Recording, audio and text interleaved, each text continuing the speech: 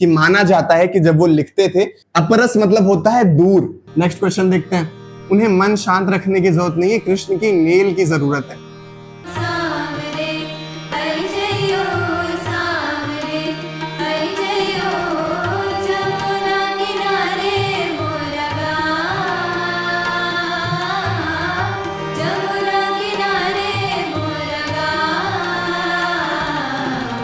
तो क्या हाल है क्यूटीज। आज के इस वीडियो में हम लोग सूरदास के पद इस तरीके से निपटा रहे होंगे कि इसके बाद तुम्हें इस चैप्टर को दोबारा पढ़ने की ही जरूरत नहीं पड़ेगी।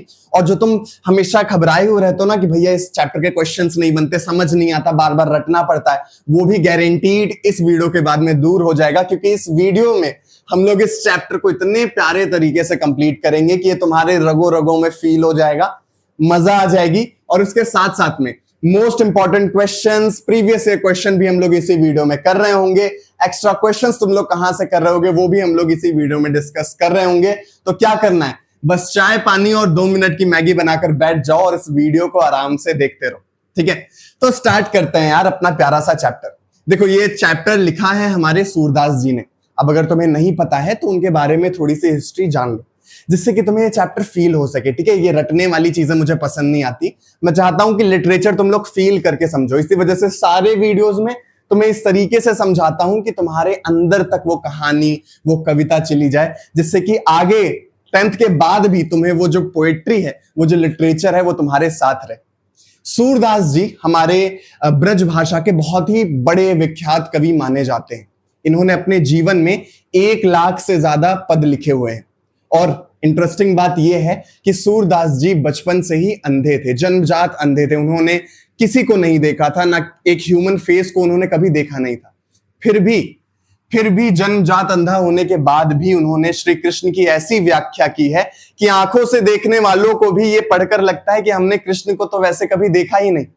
उन्होंने अपने पदों में जो श्री कृष्ण भगवान का मोर पंख है उसके ऐसे रंग बताए हैं जो शायद तुम आज देखोगे तो तुम्हें लगेगा कि मैंने अपनी आंखों से इस तरीके से नहीं देख पाया जितना उन्होंने बिना देखे ही उसका वर्णन ऐसे किया है। तो आज उन 1 लाख पदों में से 4 पद तुम्हारे एनसीईआरटी माता ने तुम्हारे सामने परोस कर रखे हुए हैं। आज हम लोग उनको एक एक करके पढ़ेंगे, समझेंगे कि आखिर उसमें लिखा क्या हुआ है और कितने प्यारे तरीके से उन्होंने श्री कृष्ण के प्यार का वर्णन किया है, ठीक है। तो थोड़ी सी हिस्ट्री जान लो। तो 1478 में उनका जन्म हुआ था और इन्होंने श्री कृष्ण के बारे में इतनी प्यारी प्यारी बातें लिखी, उनके प्रेम के बारे में इतनी प्यारी प्यारी बातें लिखी कि माना जाता है कि जब वो लिखते थे तो स्वयं श्री कृष्ण भी उनके सामने आकर उनके पदों को सुनते थे, ठीक है। तो उनकी जो प्रमुख रचनाएं हैं सूर सागर उसमें से एक है और उसी के 4 पद तुम लोगों के सामने आज दिए हुए हैं। तो आओ यार स्टार्ट करते हैं अपना प्यारा सा चैप्टर। स्टार्ट करने से पहले समझ लो आखिर किन के बारे में इसमें पढ़ना है। तो यहां पर जो उद्धव हैं, जो श्री कृष्ण के दोस्त थे, वो जाते हैं ब्रज, वहां की गोपियों से मिलने के लिए और उनसे कुछ बातचीत करने के लिए। देखो कहानी क्या है कि जब मथुरा में श्री कृष्ण अपने मामा कंस का वध कर देते हैं तो मथुरा का राजपाट संभालने के लिए उन्हें मथुरा जाना पड़ता है। तो ब्रज में जो उनकी गोपियां थी वो उनके याद में बहुत ही परेशान रहने लग गई, उनको बार बार बुलाने लग गई। तो श्री कृष्ण ने अपने दोस्त उद्धव को भेजा उन गोपियों से मिलने के लिए।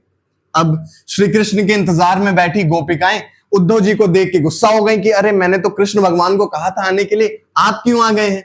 और उद्धव जी अकेले नहीं आए, उन्होंने सुझाव भी लाया कि अगर आपका मन अशांत है, आपका मन नहीं लग रहा है तो मैं उपाय बताता हूं ना। श्री कृष्ण ने आपके लिए उपाय भी भेजा है। कौन सा उपाय था वो? योग करने का। अब जैसे ही गोपिकाओं ने ये उपाय सुना वो और गुस्सा होने लग गई और फिर उन्होंने उद्धव जी को बहुत खरी खोटी सुनाई। क्या कहती हैं गोपिकाएं? उद्धव तुम हो अति बड़भागी, मतलब तुम बहुत भाग्यवान हो। अब मजे ले रही हैं उनकी। बड़भागी मतलब होता है भाग्यवान। अपरस रहत स्नेह तगाते नाहिन मन अनुरागी। अपरस मतलब होता है दूर और स्नेह तगा मतलब होता है जो प्रेम का धागा है। तो वो कह रही हैं कि तुम श्री कृष्ण के साथ रहते हुए भी ये जो प्रेम का धागा है उससे दूर हो, तुम्हारे मन में अनुराग ही नहीं है। अनुराग मतलब वो जो प्रेम होता है वो तुम्हारे मन में नहीं है। तुम बचे हुए हो। कैसे बचे हुए हो? जैसे पुरैन पात रहत जल भीतर तारस देह न दागी। जैसे पुरैन पात मतलब कमल का पत्ता जल के भीतर रहता है, फिर भी जो पानी होता है ना, जो रस होता है, वो उस पर दाग नहीं लगा पाता है। कमल के पत्ते पे ऐसा ग्रीस हुई रहती है ना कि पानी में रहने के बाद भी उस पर पानी ठहरता नहीं है, पानी से वो अछूता रहता है, मतलब वो हाइड्रोफोबिक है। तो यहां पर वो कह रही हैं कि तुम श्री कृष्ण के प्यार से हाइड्रोफोबिक हो, तुम श्री कृष्ण के साथ रहते तो हो पर श्री कृष्ण के प्यार से अभी अछूते हो, अपरस हो, दूर हो। और क्या कहती हैं, यहीं पर नहीं, अभी और सुनिए। ज्यों जल माह तेल की गागरी, बूंद न ताको लागी। जैसे तेल की गगरी को पानी में डालो तो एक भी बूंद नहीं उस पर ठहरती, क्योंकि तेल तो चिपचिपा होता है ना, चिकना होता है। चिकना मतलब स्मार्ट। तो कह रही है उधो तुम इतने स्मार्ट हो कि तुम उस गगरी की तरह हो, उस कमल के पत्ते की तरह हो जो पानी में रहने के बाद भी श्री कृष्ण के साथ, श्री कृष्ण के आसपास रहने के बाद भी उनके प्रेम से दूर हो। प्रीति नदी में पांव न बोरियो, दृष्टि न रूप परागी। तुम्हारी जो प्रीत की नदी है जो श्री कृष्ण के आसपास बहती रहती है, प्रीत मतलब होता है प्रेम, तो तुमने उस प्रीत की नदी में पांव ही नहीं डाला है। बोरियो मतलब डालना, तुमने उस प्रीत की नदी में पांव ही नहीं डाला है।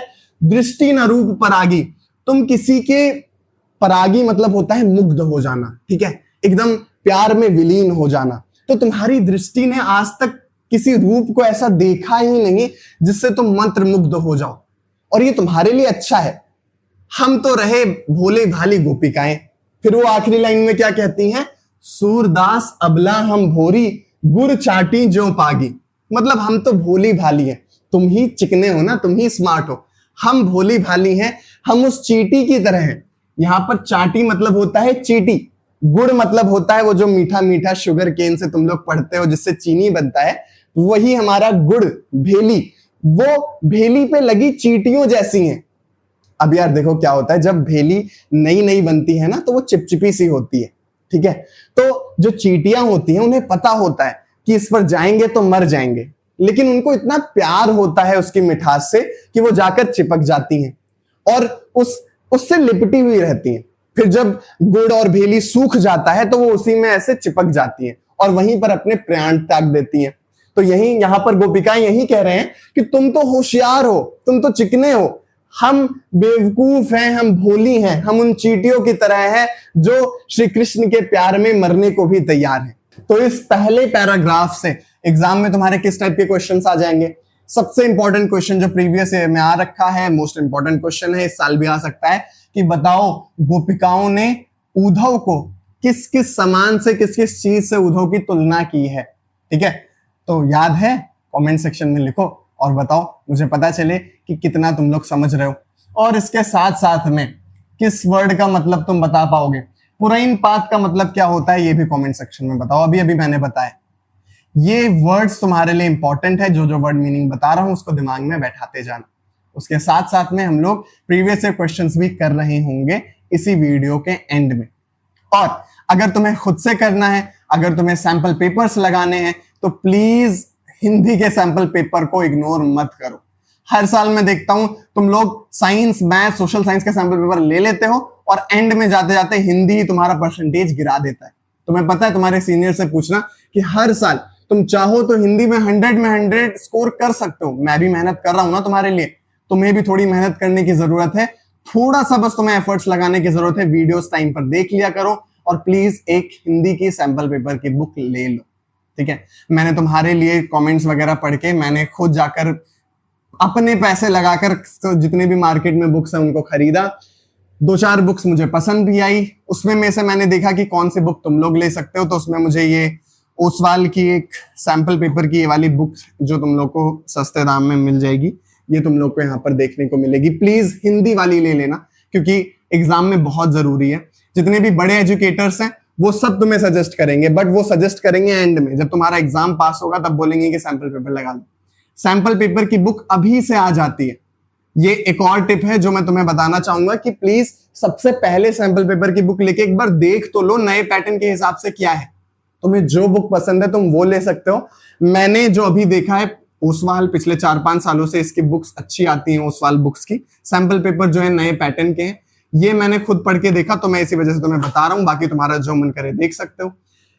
बात यह है कि मैं नीचे डिस्क्रिप्शन बॉक्स में तुम्हें एक एफिलिएट लिंक दे दूंगा, जिसमें तुम जाओगे, नीचे डिस्क्रिप्शन में लिंक मिलेगा, वहां से अगर तुम बुक परचेस करोगे तो तुम्हें डिस्काउंटेड प्राइस में बुक भी मिल जाएगी, और उसका कुछ पोर्शन, तुम्हारे लिए बुक महंगी नहीं होगी लेकिन उसका कुछ पोर्शन हमारे चैनल में आगे वीडियोस बनाने के लिए थोड़ी सी मॉनेटरी बेनिफिट के साथ आएगा।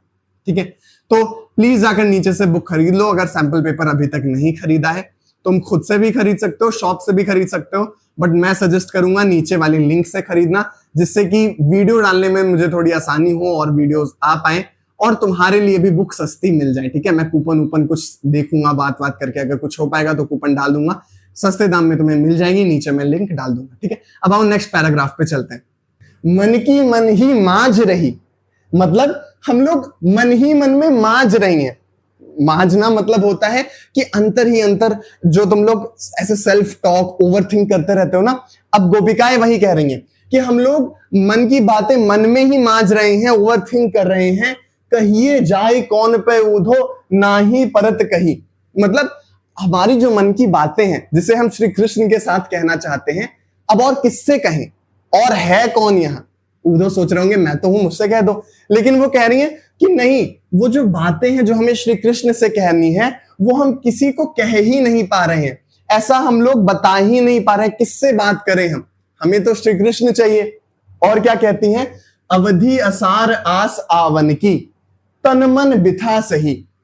अवधि मतलब होता है समय, और आसार मतलब होता है आसार, मतलब आने की, जैसे आज बारिश का आसार है, बारिश आने वाली है, तो यहां पर आसार लिखा हुआ है, आ पे आ की मात्रा और होनी चाहिए थी तब ये आसार होता।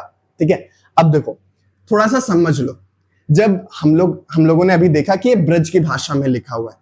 एक और चीज होती है, जब हम लोग पोइट्री पढ़ रहे होते हैं ना, तो जो हमारे राइटर्स हैं वो थोड़ा सा लिबर्टी लेते हैं शब्द को तोड़ने मरोड़ने की, क्योंकि एक पोइट्री ना मीटर के अंदर होती है, हर एक मात्राएं काउंटेड होती हैं, तो एक अच्छा दोहा बनाने के लिए वर्ड्स को थोड़ा तोड़ना मरोड़ना पड़ता है। इसी वजह से तुम्हें ये समझ में नहीं आ रहा होगा, बट एक दो बार अच्छे से समझ लोगे। वीडियो को एक बार 1.5x करके फिर से देख लेना, टाइम मिलेगा तो, उससे तुम्हें सब समझ में आ जाएगा। ठीक है, तो यहां पर आसार है, मतलब आसार, उनके आने के आसार की जो आस है, जो हमने उनके आने के आसार की जो आस लगा रखी है अपने दिमाग में कि किसी दिन वो आएंगे। तन मन बिथा सही, बिथा मतलब होता है जो हमारी व्यथा है, जो हमारा दुख है, वो हम लोगों ने सहा है, तन का मन का, उनकी याद में, उनके आने की आस में ही हम लोग इतना सब तन और मन का व्यथा जो है, दुख जो है, वो सह रहे हैं। अब इन जोग संदेशनी सुनी सुनी बिरहिनी बिरह दही, मतलब ये जो तुम्हारे जोग के संदेश है ना, कि जिससे तुम बता रहे हो कि हाँ मन शांत हो जाएगा, याद कम आएगी, वो जो तुम्हारे योग के संदेश है उसे सुन सुन के जो हमारी बिरह है, जो हमारी बिरह की आग है, दही मतलब होती है आग, बिरह दही मतलब होती है जो दूरी की आग है वो और भड़क उठी है और उनकी याद आ रही है। बिरहनी मतलब होता है ऐसे लोग जो अपने बिलवेड के दूर हो जाने के वजह से उस तड़प में है कि कब वो उनसे आकर मिलेंगे। तो बिरहनी यहां पर हमारी गोपिकाएं हैं।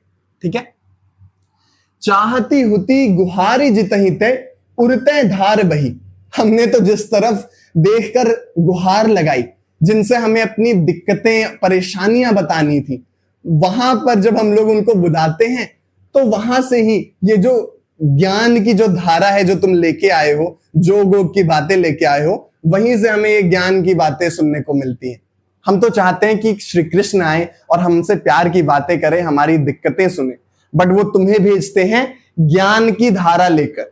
ठीक है, सूरदास अब धीर धरही क्यों मर ज्यादा न लही, बहुत प्यारी लाइन है ये। ठीक है, अब जो गोपिकाएं हैं ना वो इंतजार कर करके एकदम परेशान हो गई हैं और कह रही हैं कि अब क्यों धीरज धरे हम लोग, अब क्यों इंतजार करें, अब कोई मर्यादा ही नहीं रही, अब कोई मर्यादा ही नहीं रही।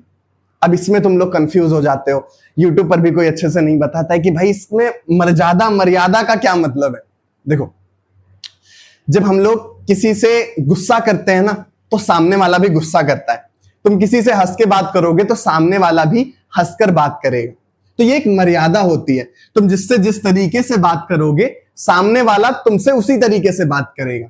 तो जब तुम किसी से प्यार से बात करते हो, जब तुम किसी से प्यार करते हो तो तुम सामने वाले से भी प्यार की उम्मीद करते हो। यही तो मर्यादा है कि हाँ, हंसी के बदले हंसी, मार के बदले मार, गाली के बदले गाली, गुस्से के बदले गुस्सा, तो प्यार के बदले भी तो प्यार होनी चाहिए। बट अब श्री कृष्ण ने सारी मर्यादा तोड़ दी है। हम प्यार तो अपने तरफ से दे रहे हैं, वो सामने से प्यार हमें नहीं कर रहे हैं। यही है यहां पर मर्यादा, कि अब कोई मर्यादा नहीं रही है। अब हमारे प्यार को वो सामने से रेसिप्रोकेट नहीं कर रहे हैं, हमें प्यार दे नहीं रहे हैं, तो अब कोई मर्यादा बची नहीं। अब आओ देखते हैं गोपिकाएं आगे क्या कहती हैं। हमारे हरी हारिल की लकड़ी। हारिल एक पक्षी होता है जो मरने तक अपने हाथों में लकड़ी दबाए रखता है। जैसे यहां पर एक पक्षी बैठा हुआ है प्यारा सा पोज देते हुए, ठीक है। तो ये हारिल पक्षी है जो अपने हाथों में हमेशा लकड़ी दबाए रहता है, लकड़ी के बिना वो रह नहीं सकता। तो कह रही हैं कि जो हमारे हरि हैं, जो हमारे श्री कृष्ण हैं, वो हारिल की लकड़ी हैं हमारे लिए। मन क्रम बचन नंद नंदन उर यह दृढ़ करी पकड़ी। मतलब हमारे मन में, क्रम में, वचन में, मन, काम और वचन में जो नंद के नंदन हैं, जो श्री कृष्ण है, जो नंद के लाल है, वो बसे हुए हैं। वो हमारे उर में, दिल में, हमने उन्हें इस तरीके से दृढ़ता से पकड़ रखा है, मजबूती से पकड़ रखा है, जैसे हारिल अपनी लकड़ी को पकड़ती है, ठीक है। जागत सोवत स्वप्न दिवस निसी। जागते, सोते, स्वप्न देखते, दिन में और रात में, दिवस मतलब दिन, निसी मतलब रात, कान्हा कान्हा जकरी, कान्हा कान्हा हम लोग जपती रहती हैं। सुनत जोग लागत है ऐसो ज्यों करुई ककड़ी। तुम्हारी ये जो जोग की बात है, इसको सुनकर ऐसा लग रहा है कि कड़वी ककड़ी चबा रहे हैं हम लोग, ठीक है। ककड़ी क्या होती है? बहुत प्यारी लगती है, नमक के साथ खाओ तो बहुत अच्छा लगता है, ठंडा ठंडा लगता है, मन को सुकून मिलता है। बट वही अगर वो कड़वी निकल जाए तो गर्मियों में ठंडी के चाह में जो खाई गई चीज थी वो इतनी कड़वी लगती है कि पानी पीने से भी नहीं छूटती। तो वो कह रही हैं उद्धव से कि जो तुम्हारी बातें हैं वो कड़वी ककड़ी जैसी ही लग रही हैं। सूतो व्याधि हमको ले आए देख सुनी न करी।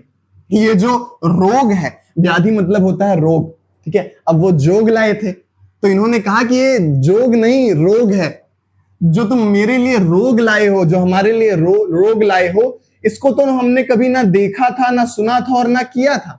जोग की जरूरत हमें कभी महसूस ही नहीं, हमने तो किसी और के बारे में कभी कुछ सोचा ही नहीं। सिर्फ कान्हा कान्हा हमारे दिमाग में बसे रहते थे, हम सिर्फ कान्हा कान्हा जपते रहते हैं। यह तो सूरत नहीं ले सौंपो जिनके मन चक्री। ये तुम उन्हें ले जाकर सौंपो जिनका दिमाग जो है वो चक्री की तरह घूमता रहता है, जो इधर उधर भटकता रहता है। जोग वोग की बातें उन्हें जाके सुनाओ। हमारे लिए तो ये रोग है, ये हमें नहीं चाहिए, हमें श्री कृष्ण चाहिए। इसी के साथ हमारा ये वाला पद भी कंप्लीट होता है। इसमें मोस्ट इंपॉर्टेंट क्वेश्चन हमारा हारिल की लकड़ी है। हारिल की लकड़ी क्या होता है, ये 1 नंबर के लिए आ सकता है। और कंपैरिजन किस वजह से किया है तो तुम्हें पता है कि किस वजह से किया है। जैसे हारिल अपनी लकड़ी को दबाए रखती है, वो लोग अपने दिल में श्री कृष्ण को दबाए रखते हैं, उनकी यादों को, उनके प्यार को दबाए रखते हैं, ठीक है। अब इसके साथ साथ में व्याधि का मतलब क्या होता है ये तुम कमेंट सेक्शन में बताओ। अब समझ में आएगा कितने ध्यान से सुन रहे थे। व्याधि का मतलब क्या होता है, बिना पीछे किए, बिना आगे किए, बिना कमेंट सेक्शन चेक किए अभी जस्ट कमेंट करो कि सर व्याधि का मतलब ये होता है। और चलते हैं नेक्स्ट पैराग्राफ में। 3 पैरा में तो उन्होंने उद्धव को सुनाया, अब सारी गोपिकाएं कृष्ण जी को सुना रही हैं। क्या सुना रही हैं कि हरि है राजनीति पढ़ी आए। वो अब राजनीति पढ़ चुके हैं, मथुरा जाके राजकाज संभाल कर उनके दिमाग में अब राजनीति बस चुकी है। समुझी बात कहत मधुकर के समाचार सब पाए। ये जो आपकी बात है ना, इसको हम समझकर, जो मधुकर की बातें हैं वो सब समझकर हमें सारा समाचार मिल गया। क्या मिला? एक अति चतुर हुतै पहले ही अब गुरु ग्रंथ पढ़ाए। अब हमें पता चल गया कि वो तो पहले से ही चतुर थे, पहले से ही अति चतुर थे। पहले जब वो हमारे साथ रहते थे तब भी उनके पास बहुत दिमाग था। अब तो उन्होंने गुरु ग्रंथ ही पढ़ लिया है। आगे क्या कहते हैं? बड़ी बुद्धि जानी जो उनकी जोग संदेश पठाए। हमें कैसे पता चला कि उनके पास बुद्धि बढ़ चुकी है? कैसे हमें पता चला कि उन्होंने गुरु ग्रंथ पढ़ लिया है? तुम्हारी इन बातों से, जो उन्होंने हमारे लिए ये योग का संदेश भेजा है, जो जोग का संदेश भेजा है, उससे हमें पता चल रहा है कि उनकी बुद्धि बहुत बढ़ चुकी है। ऊधो भले लोग आगे के परहित डोलत धाए। ऊधो से कहती है कि ऊधो पहले के लोग जो पुराने लोग रहते थे वो एक दूसरे के हित के लिए, एक दूसरे से मिलने के लिए, उनका हाल चाल लेने के लिए बहुत दूर दूर तक ट्रैवल करते थे, दूर दूर तक उनसे मिलने जाते थे। पर अभी देखो, हम उनसे प्यार कर रहे हैं, वो हमसे मिलने तक नहीं आ रहे। आगे कहती हैं, अब अपने मन फेर पाई हैं, अब हम लोग अपना मन फिर से लेंगे, अपने पास रखेंगे, अपने काबू में लाएंगे। जो श्री कृष्ण चलत जू हुते चुराए, जो श्री कृष्ण चलते वक्त जब यहां से जा रहे थे मथुरा के लिए, जो दिल, जो हमारा मन है, जो वो अपने साथ चुरा के लेके चले गए थे, अब हम उन्हें फिर पाना चाह रहे हैं। तय क्यों अनीति करें आपुन, जे और अनीति छुड़ाएं। जो दूसरों की अनीतियां छुड़ाते हैं, जिनका काम है सबके साथ सही करना, किसी के साथ गलत भी हो रहा हो उसको सही करना, जिनका काम है, वो खुद अपने से क्यों अनीति कर रहे हैं। जो श्री कृष्ण है वो यहां ना आकर हमारे साथ क्यों अनीति कर रहे हैं, हमारे साथ क्यों गलत कर रहे हैं।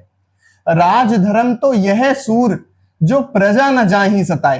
राजधर्म तो यही है ना कि प्रजा सताई ना जाए, प्रजा को खुश रखा जाए, प्रजा से बातचीत की जाए, प्रजा के दुख हरे जाए, प्रजा के दुख दूर किए जाए। तो श्री कृष्ण हमारे दुख दूर क्यों नहीं कर रहे हैं। इसी नोट के साथ में उद्धव को यहां पर हमारी गोपिकाएं कहती हैं कि अब जाओ और उन्हें बताओ कि जो राजधर्म है वो यही कहता है कि जो उनकी प्रजा है, उनकी जो दिक्कतें हैं उनको सुलझाएं, वो हमारे साथ ऐसा गलत ना करें, हमसे दूर ना रहे। और इसी के साथ हमारा पूरा चैप्टर एकदम धमाकेदार तरीके से होता है कंप्लीट। एक बार फिर से देख सकते हो, कोई पैराग्राफ अगर समझ में नहीं आया हो उसको फिर से देख लो। और अब हम आओ इसके कुछ इंपॉर्टेंट क्वेश्चंस देख लेते हैं, कुछ प्रीवियस ईयर क्वेश्चंस देख लेते हैं। ठीक है, हम लोगों ने ऑलरेडी सारी चीजें डिस्कस कर दी है। सूरदास के पद के अनुसार गोपियों को ऐसा क्यों लगा कि कृष्ण ने राजनीति पढ़ ली है। कैसे लगा? जब गोपियों ने देखा कि जिस कृष्ण की वे बहुत समय से प्रतीक्षा कर रही थी वे नहीं आए, उसकी जगह कृष्ण ने दूर जाने वाले योग संदेश को भेजा है, तो उन्हें लगा कि हाँ, अब कृष्ण ने राजनीति पढ़ ली है। नेक्स्ट क्वेश्चन देखते हैं। गोपियों ने उद्धव द्वारा बताए गए योग को व्याधि क्यों कहा है? सूरदास के पद के आधार पर बताइए। व्याधि मतलब होता है रोग, तो रोग क्यों कहा है? क्योंकि उन्हें पता है कि जो उनका जो प्रेम है वो उनके लिए बहुत जरूरी है, और योग से जो उन्हें श्री कृष्ण ने बोला है योग करो जिससे कि उनका मन शांत हो, उन्हें मन शांत रखने की जरूरत नहीं है, कृष्ण की मेल की जरूरत है। ऐसे समय में ये जो सुझाव है वो उनके लिए किसी काम का नहीं है। फिर उन्होंने कहा कि ये जो सुझाव है वो हमारे लिए ऐसा है कि कोई कड़वी ककड़ी चबाने जैसा है, और उन्होंने कहा ये उनको जाकर समझाओ, उनको जाकर सुझाओ जिनका मन विचलित रहता है, जिनका मन चक्री की तरह घूमता रहता है। हमारा मन तो श्री कृष्ण के प्रेम से हमेशा से शांत है, हमें योग की जरूरत नहीं। सूरदास के पद में उद्धव के व्यवहार की तुलना किनसे और क्यों की गई है, ये तुम लोग कमेंट सेक्शन में बताओ। ठीक है, प्यारे तरीके से हम लोगों ने फर्स्ट पैराग्राफ में इसका आंसर देखा था, बिना आंसर पढ़े चीटिंग मत करना। कमेंट सेक्शन में लिखकर बताओ कि क्या राइट आंसर होगा। और इसके साथ साथ में अगर तुमने होमवर्क नहीं किया है, क्या है होमवर्क? तुम्हें प्रॉपर कमेंट सेक्शन में लिखना है कि ये चैप्टर का नाम क्या है और इसके राइटर कौन से हैं, क्योंकि राइटर और चैप्टर का नाम तुम्हें हमेशा याद होना चाहिए। तो अभी कमेंट सेक्शन में लिखो, और ये भी लिखना कि वीडियो कैसा लगा। ठीक है, तुम लोग जब लिखोगे तो प्यारा प्यारा लगेगा। और उसके साथ साथ में अगर तुमने अभी तक सैंपल पेपर वाली बुक नहीं खरीदी है तो अभी खरीद सकते हो तुम लोग, डिस्क्रिप्शन में मैंने तुम्हें लिंक दे दिया है। उससे इस चैनल को थोड़ा सा सपोर्ट मिलेगा, तुम्हारा दाम नहीं बढ़ने वाला है बुक का, बल्कि तुम्हें डिस्काउंट ही मिलेगा। उससे मुझे थोड़ा सा सपोर्ट मिल जाएगा और तुम्हारे लिए इतनी प्यारी प्यारी वीडियो मैं ला रहा हूँ। Thank you so much for watching. मिलते हैं एक प्यारे से नेक्स्ट वीडियो में।